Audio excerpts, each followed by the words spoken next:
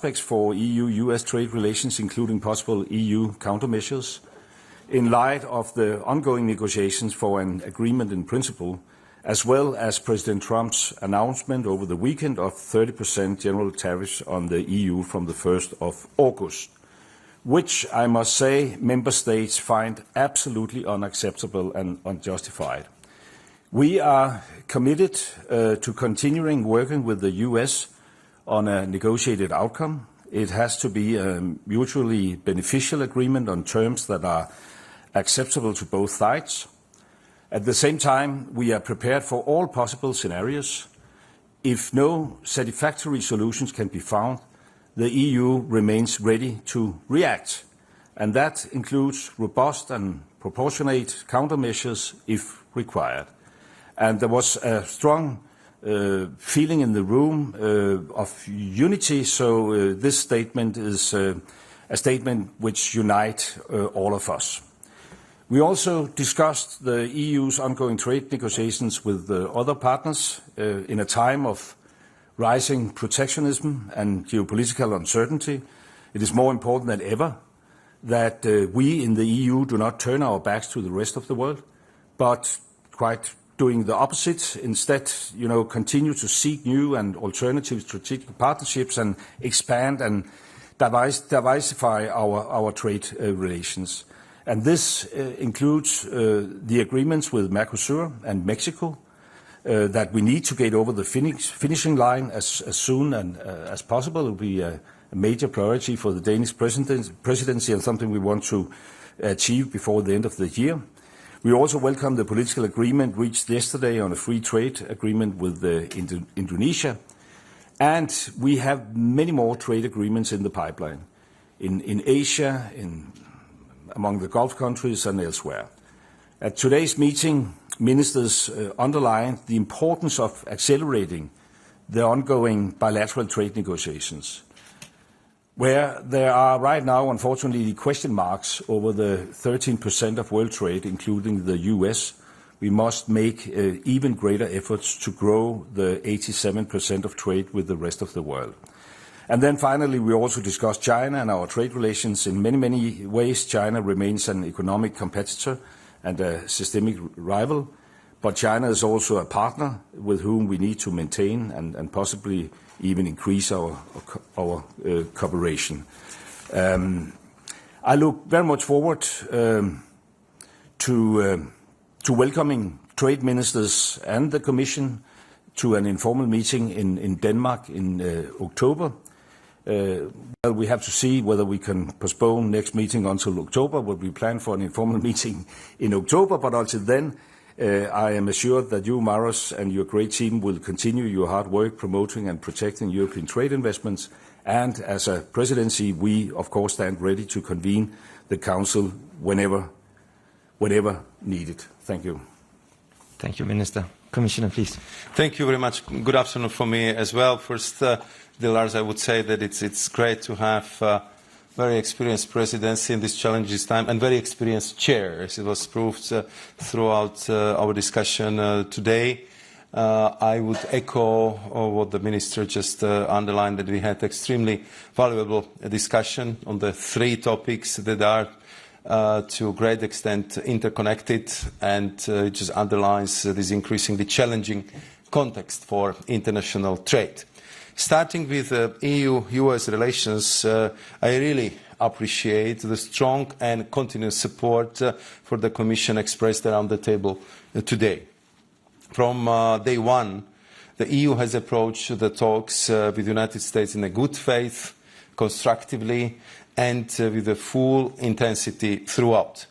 And I discussed with the ministers the next steps for the upcoming weeks, up to the new deadline of August 1st and beyond, and I see the need to focus on four areas.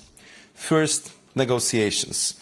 We remain convinced that our transatlantic relationship deserves a negotiated solution, one that leads to renewed stability and cooperation. Later today, I will continue my engagement with my US counterparts. The EU, as you know very well, never walks away without genuine effort, especially considering the hard work invested, how close we find ourselves to making a deal, and the clear benefits of the negotiated solution. But as I have said before, it takes two hands to clap, hence the second strand, rebalancing measures. We must be prepared for all outcomes, including, if necessary, well-considered, proportionate measures to restore balance in our transatlantic relationship. Our rebalancing measures on steel and aluminium are suspended until early August, and today the Commission is sharing with the Member States the proposal for the second list of goods, accounting of some 72 billion euros worth of US imports. They will now have a chance to discuss it. This does not exhaust our toolbox, and every instrument remains on the table. Third, I see the value in open and ever closer channels of communication with our like-minded partners. Fourth, the EU is doubling down on efforts to open new markets, and we dedicated an entire session to the ongoing negotiations. This morning I highlighted one major milestone, our fresh political agreement in the negotiations with Indonesia, one of the world's largest economies. Our well-advanced negotiations with Thailand, the Philippines and Malaysia are other tangible examples of the EU's dedication to strengthen ties with Southeast Asia. We are in intensive negotiations with India, aiming to reach a commercially meaningful agreement by the end of this year, and I have personally engaged with my counterpart Piyush Goyal on more than 10 occasions, and I'm sure many more to come. Next week I will meet Minister Thani Al-Zeoudi to maintain the positive momentum in our negotiations with the United Arab Emirates. We are also working towards a new form of strengthened dialogue with the CPTPP partners. As you know, this is the group cooperating in Pacific, as we are equally committed to opening new markets and fostering rules-based trade. Our goal is to launch it as soon as possible. And one important piece of homework, and I would like to thank the Danish Presidency for being supportive to this effort, because we can do it only together, and this is to explore specific ways to shorten the time from the conclusion of trade and investment agreements to its actual implementation. I would like us to approach this issue in a systemic way, as the process lasts on average 22 months for EU-only agreements, and I see it as a loss of precious market access for our companies with the markets with whom we actually politically concluded the trade agreements, but it takes us a very long time to actually implement them. Turning to EU-China relations, the third topic of today's discussions, to advance our trade and investment relationship, we need to rebalance it by ensuring a level playing field, and this will ultimately inject much needed predictability and reliability. One of the most pressing issues requiring solution is export controls on rare earth. Following my meeting with my counterpart, Minister Wang Wentao, technical engagement continues, and we are seeing some progress in the fast-tracking applications destined for the EU market. However, a systemic solution here is still needed. The upcoming EU-China summit will be an important opportunity to discuss these issues, including the reciprocity in our respective market accesses. So to conclude, let me underline once again that the EU is and will remain fully united in responding to the current challenges. Thank you. Thank you, Commissioner. Let's open the floor. Please start by stating name and media. And I'll have to say that we have very limited time, so please respect only one question by journalists. Let's start by Camille.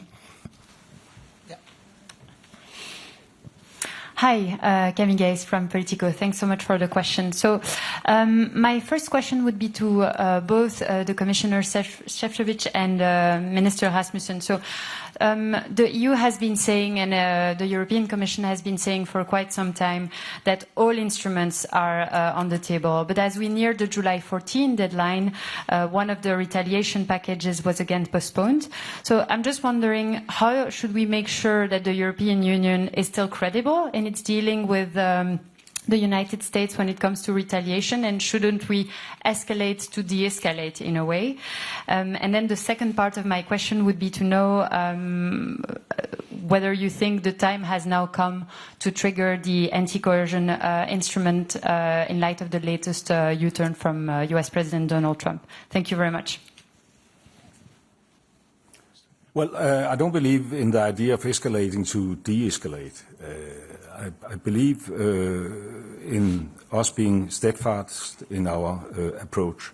And there was a total unified position among ministers that we should be ready to respond if needed. And that's why we start the preparatory work, as the Commissioner just said. There will be a new second package, which will be circulated among countries. And then we leave no, we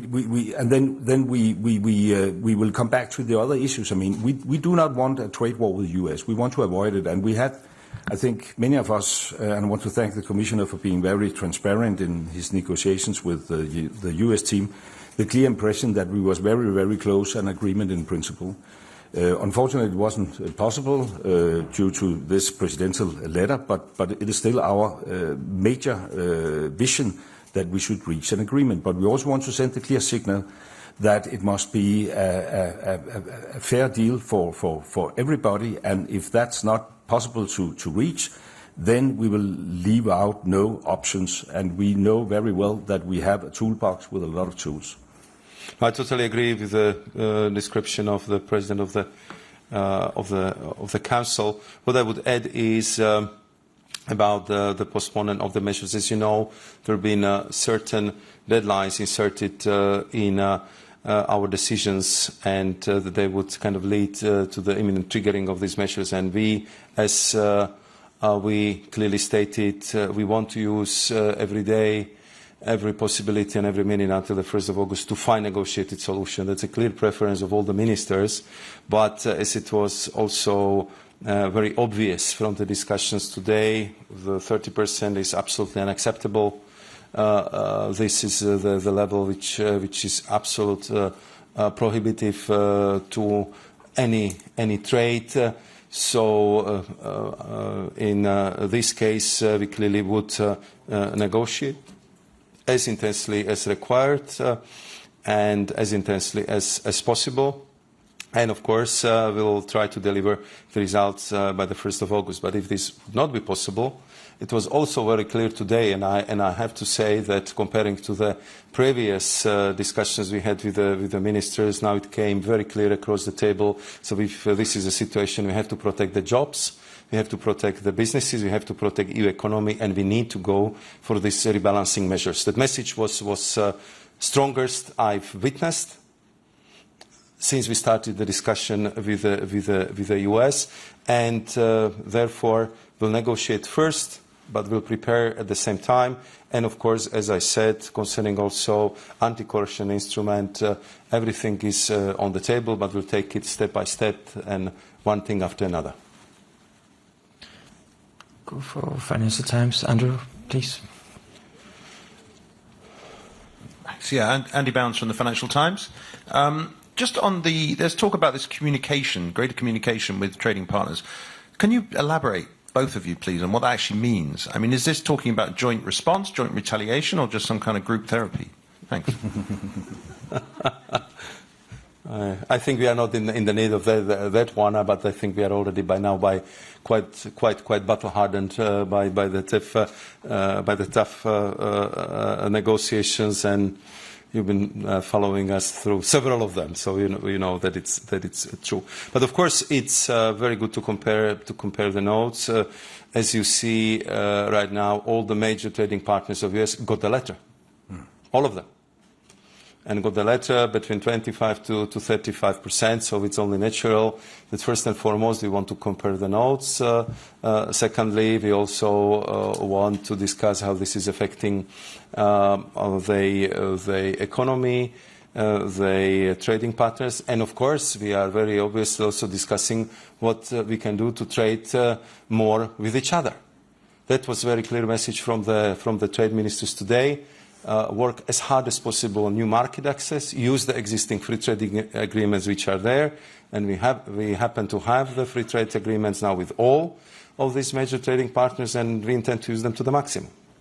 Could I just add that until now our American friends have achieved one deal and 23 threats, so it makes a lot of sense that those of us who are threatened compare notes, as the Commissioner said. And I think we shouldn't underestimate our power.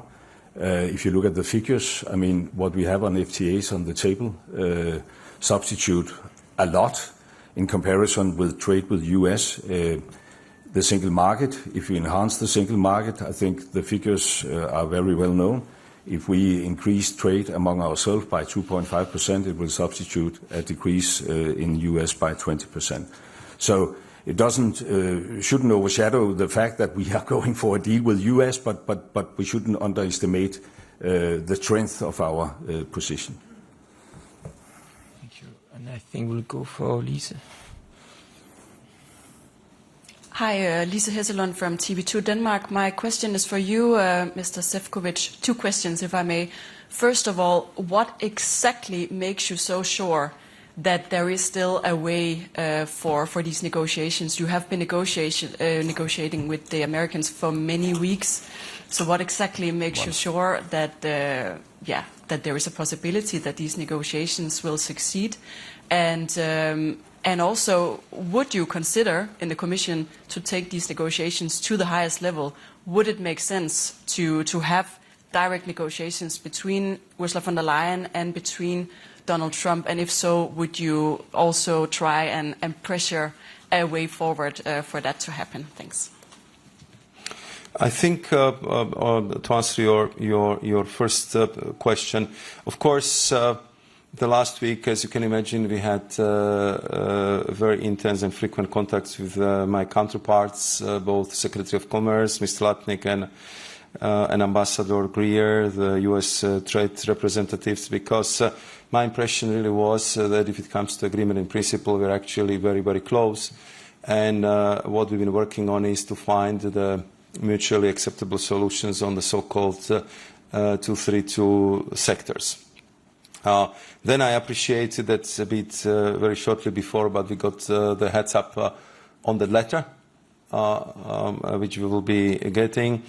And at the same time, we discussed that, of course, I have to kind of come back to my institutions, to my president, and then that I will have actually on Monday morning, which has happened, the session with all trade ministers. So it would be good to compare the notes tonight. And this is what we are going to do, to confer again with my partners in US, what is the discussion in US administration, in the White House, and I will share with them our impression and our assessment after this week. And then, of course, we would further explore the possibilities to achieve the negotiated solutions. I mean, my impression was that that was something worth working for, because otherwise you wouldn't spend like 3 months on drafting the agreement in principles and going through 1,700 tariff lines, discussing all details from agriculture to the spare parts for the cars, if this should just end it by one, even though very, very important letter. So I believe that there is still a potential to continue the negotiations, even though, of course, this letter triggered very strong waves in Europe, and I will be very open about that. Concerning the discussion on the highest level, President of the European Commission, Ursula von der Leyen, had several contacts, personal contacts on her level with the President of the United States, Donald Trump. She had several phone calls with him as well. And of course, we are talking not only to my counterparts, but also to the White House officials, so the negotiations are going on all levels. I have to say our minister will have to chair the EU Central America Association Council in a few moments. We have time for one last question, but please be brief. Bloomberg. Thank you very much. Jorge Valero with Bloomberg. It's a question for both of us. One question. The letter sent by Trump is interpreted as a negotiation tactic to add additional pressure to the EU, and there were several points that were still open before reaching this agreement in principle. So my question is whether the EU is ready to drop these demands on these issues, there were car tariffs, agri-tariffs, and other issues, ready to drop these demands in order to avoid this 30% tariff, or this will be considered as an unbalanced deal, and therefore you will keep pushing regardless of what could be the outcome of it? I think I will start. As I said, we've been quite close in agreeing the text on the agreement in principles, but there have been clearly the areas where we had quite big gap between our two positions. So I will not go into the detail of these gaps because I prefer to negotiate directly with my partners, which I will do this evening. And for us, what is absolutely clear is that if you want to land it, and I was very open with my US counterparts, it has to be the agreement which would have a support of our member states, of the European Parliament, and it has to be the agreement which would be acceptable to us. So this would be something on what we would be working for. Well, just very brief and not much to add. I think it makes absolutely sense not to negotiate in this open room with our American counterparts. What is important as a takeaway from today's meeting is that the ministers had a very, very clear position. I think when I entered this meeting, and I apologize for the rhetoric, I said if you want peace, you have to prepare for war. It's not that we want a war, but we need to prepare in order to give our Commissioner the strongest possible negotiation position. And I think we managed to achieve that today. Thank you. This concludes the press conference. Thank you so much. So I will see you.